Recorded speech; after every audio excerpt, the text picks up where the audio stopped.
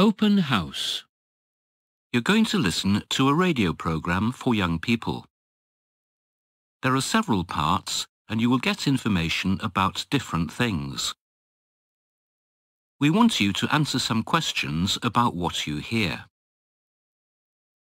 Answer the questions by writing a number, a word, or a short sentence, or sometimes by putting a cross in the correct box. You will hear the program only once. You can write while you're listening, but you will be given some time after each part to answer the questions. Your answers must be in English. Now, take a look at questions 1 and 2. Do that now, please.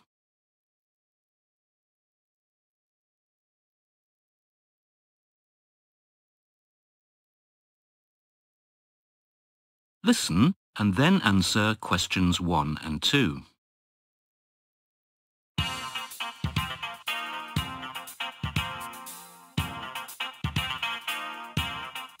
Hello everyone, and welcome to this week's edition of Open House, our teen magazine you can listen to on the radio or online.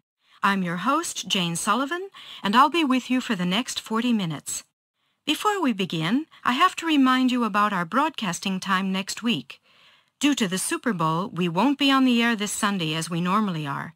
There will be football all day on this station next Sunday, and we all want to know which team wins the trophy, don't we? So for the next open house, you'll have to wait until Monday the 20th. But we'll be on the air between 6 p.m. and 6:40 as usual. Okay?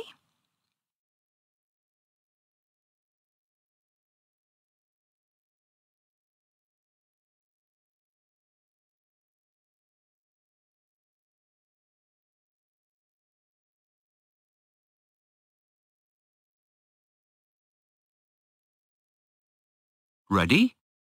Now, have a look at questions 3 and 4.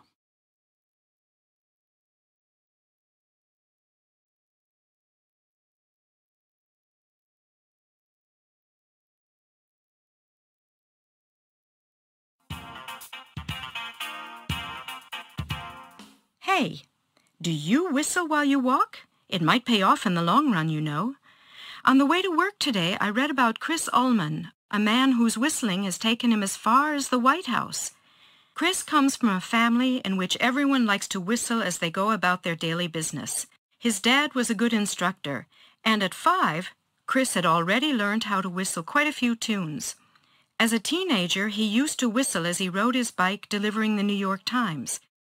He actually used to practice for 3 hours every day while doing his newspaper route before school. When asked why he likes to whistle, Chris said, "It makes people smile, and it's cheap."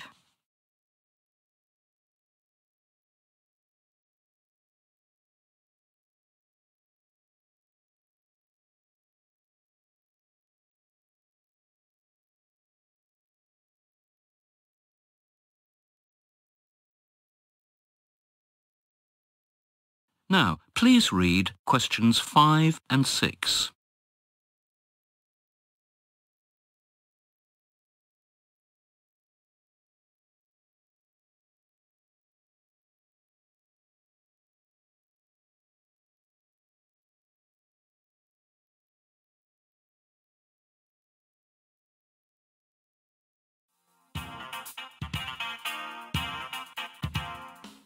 As I said before, Chris Ullman's hobby has paid off. He went on to become the 4-time national and international grand champion whistler. Ullman's ambition now is to win the international whistling competition for a record-breaking 5th time. We'll have to wait until next month before we know for sure if he makes it. News of this outstanding whistler has reached some pretty important ears, and Ullman has been selected to perform at many popular events. At NBA basketball games, he's whistled the national anthem, and he's also appeared on TV shows.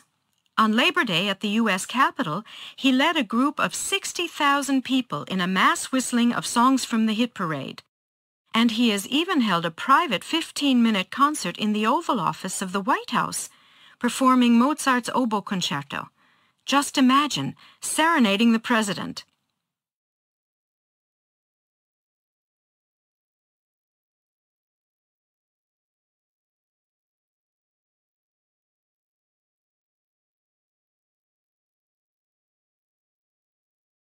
Now, let's go on to the next part of the programme. But first, have a look at questions 7 and 8, please.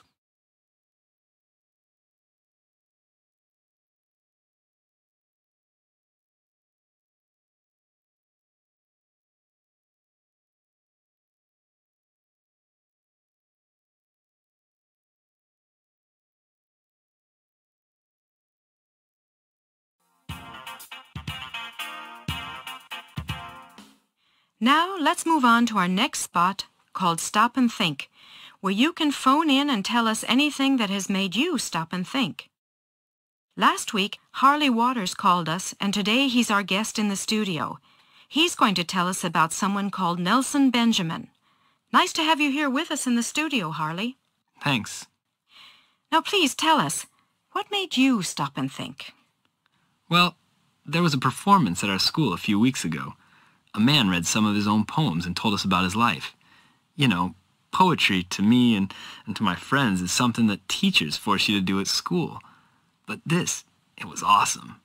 I really had to stop and think. His words spoke right to me. What was special about him? What was different? It's like, I hate those school poems about daffodils and lakes. These were great. Some tricky playing with words and really rappy rhythms. And then the poems were all about being a teenager, your parents, worrying about the future, even politics. They were about ordinary things, but somehow they were sort of deep, too. You said he talked about his life. Can you tell us a little about him?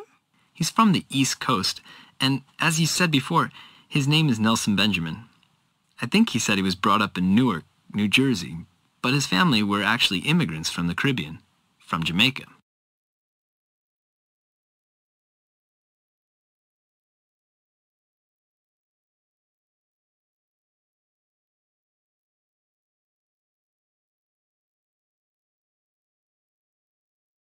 OK? Let's go on. Read questions 9 and 10, please.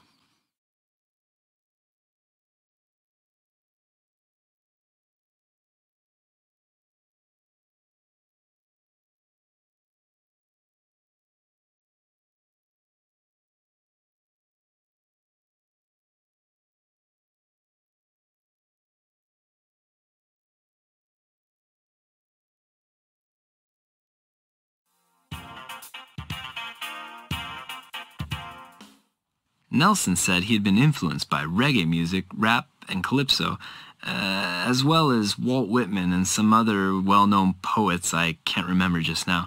And, he told us that he was expelled from school himself. But now he thinks education is really important and says that if he wasn't doing poetry, he'd probably be a teacher. He spends a lot of time at schools talking about the importance of politics and that children have to think for themselves and learn from history. Our teacher also thought he was brilliant, and during the next class we had a great debate about what it's all about, why you need school, what it should be like, why we have to study certain things, So really, he made you all stop and think. That's right. Suddenly, we all sort of saw the bigger picture. Got a wider perspective on school, classes, and all that. He sounds like a pretty interesting guy, this Nelson Benjamin. Has it made you think again about poetry in general? Sort of. There should just be more poets like him.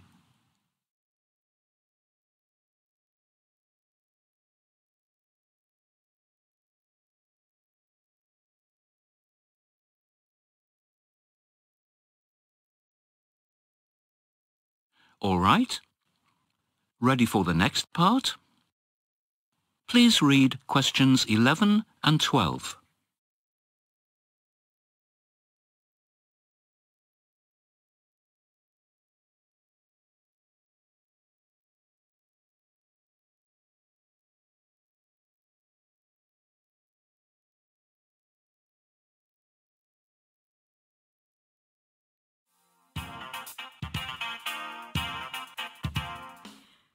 Now, let's go over to our reporter, Dario Sorrento. Dario, what's caught your eye this week? This week, I've decided to tell you something about a group of people at Radio Arte, which is an educational radio station that has served a small neighborhood of Chicago for over 6 years, training, motivating, and encouraging young people to express themselves through the broadcast medium. This neighborhood, it's called Pilsen, is one of the largest Mexican communities in the U.S., and what's remarkable about this Radio Arte is, firstly, it's bilingual, with programs both in Spanish and English, and secondly, it's run by young people. In fact, it's the only Latino youth-operated community radio station in the United States.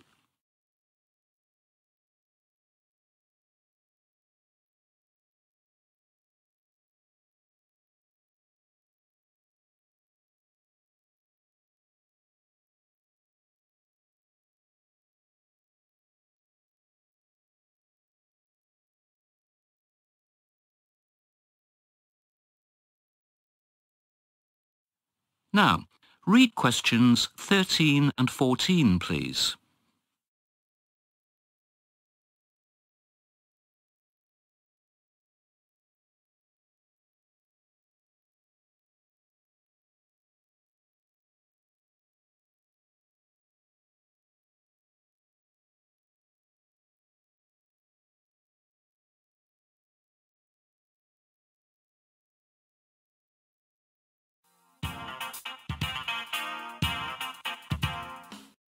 They felt there was a need to get Latino kids more involved in their local community. Radio Arte is an initiative taken by the Mexican Fine Arts Center Museum. This place has, well, among a lot of other activities actually, a lot of creative activities for teenagers, and is committed to training them in the art of broadcasting. Radio Arte offers a program for 15 to 21-year-olds, which provides special courses on the tricks of the trade. Things like researching and developing stories, producing scripts, making storyboards, interviewing, including using a mini disc recorder, as well as basic computer skills and on-the-air training. I talked to Victor Gomez, a 24-year-old who went through the program a couple of years ago. He told us that the courses are open to 15 to 21-year-olds because that's when young people often need a guiding hand to help them find out who they are and, well, what they want to do with their lives. Victor now works on the production side, and he told me that he felt really confident when writing his scripts, thanks to this course.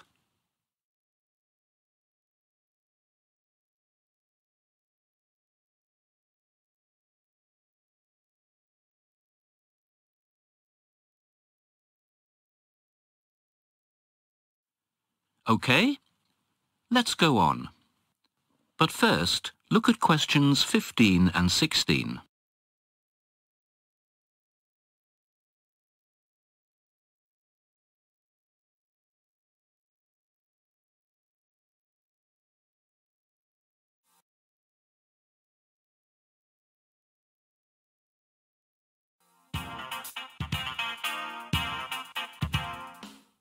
Just now, lots of young people are enrolling in Radio Arte's training program.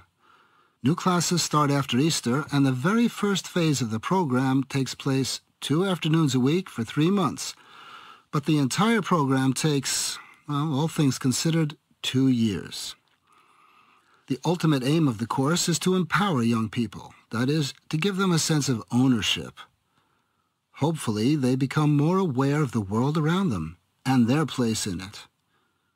I hope they can inspire similar radio stations to get started in other cities.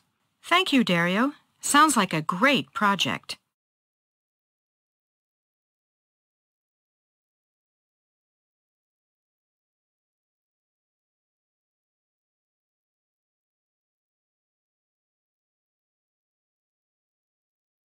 Please read number 17 and 18.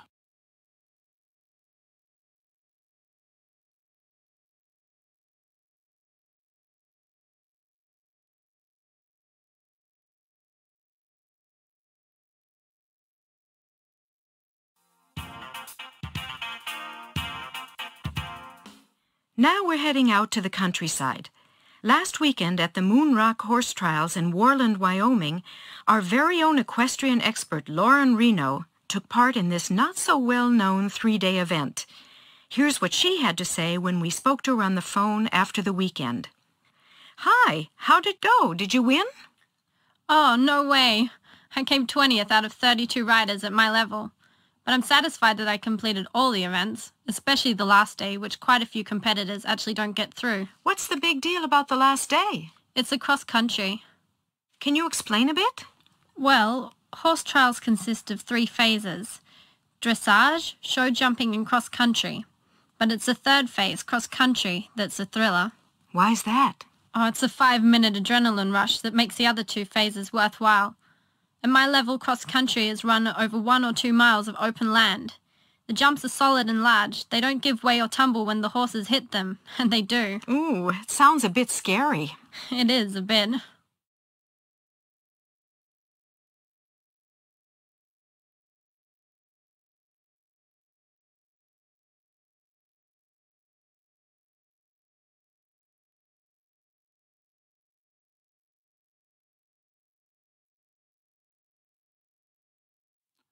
Now, read the last 2 questions, number 19 and 20.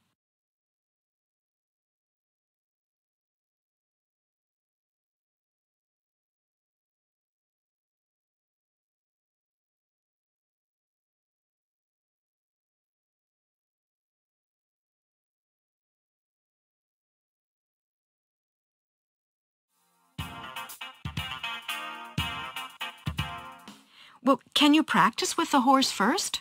Well, course designers try to make each course unique as well as challenging. You have to try to prepare yourself. Riders are only allowed to walk the course on foot, and the horses don't get to see the course at all until the moment they're asked to jump it. So basically, I try to practice the run by thinking about it a lot in advance, focusing on each jump. Well, what can go wrong? Well, you have to know when to push your horse and when to hold back. It's really hard, and you have to really concentrate, not transmit your fears to the horse. Once back in Australia, I had a horse that had a phobia about the colour blue. Or at least I thought it was the horse. It might have been me. I tried not to think about it even if one of the jumps on the course was painted blue. But my horse Scotty almost always refused to jump over the blue barriers. Wow, that's strange. I didn't know horses could have phobias. Oh, sure they do.